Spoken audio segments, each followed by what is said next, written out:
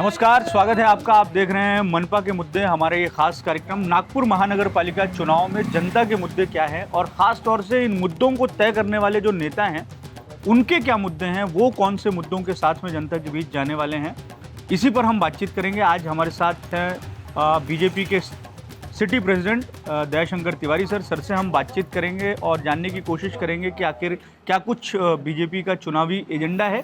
सबसे ख़ास बात यह है कि बीते 3 टर्म से म्यूनसिपल कॉरपोरेशन में भारतीय जनता पार्टी की सत्ता है और दया भैया, जिनको पूरा शहर बड़े इस उपनाम से जानता है, उन पर यह बड़ी जिम्मेदारी है कि वो फिर एक बार नागपुर महानगर पालिका में भारतीय जनता पार्टी की, अपनी पार्टी की सत्ता लाएं।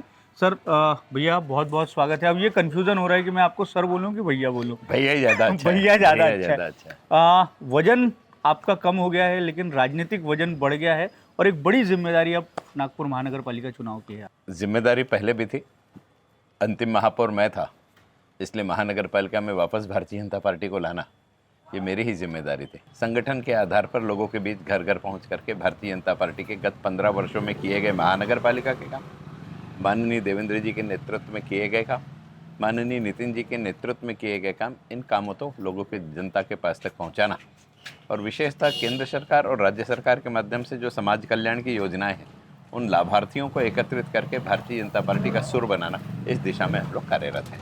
तो भैया, चूंकि ये मनपा का चुनाव है, गली मोहल्लों का चुनाव है, अपने शहर का चुनाव है, तो हम ऑटो में सवारी करेंगे। तो आइए, और आपसे ये भी जानना चाहूँगा कि इससे पहले आप कब ऑटो में बैठे? हाल फिलहाल में कभी ऐसी स्थिति आई कि ऑटो में बैठना हुआ? बिल्कुल हुआ। भैया, ये कभी आज हम ऑटो में बैठे हैं, ये कभी स्थिति आई कि चुनाव प्रचार के लिए आप ऑटो में गए हों? हमने ये देखा है कि जब आप महापौर थे या जब जनप्रतिनिधि भी थे बतौर नगर सेवक, तो आप अक्सर बाइक को ज़्यादा प्रेफर करते हैं, 2 व्हीलर को बहुत ज़्यादा प्रेफर करते हैं। तो अभी चुनाव प्रचार चल रहा है, तो उसमें किस तरीके की व्यस्तताएँ हैं और किस साधन का इस्तेमाल करके आप जनसंपर्क कर रहे हैं?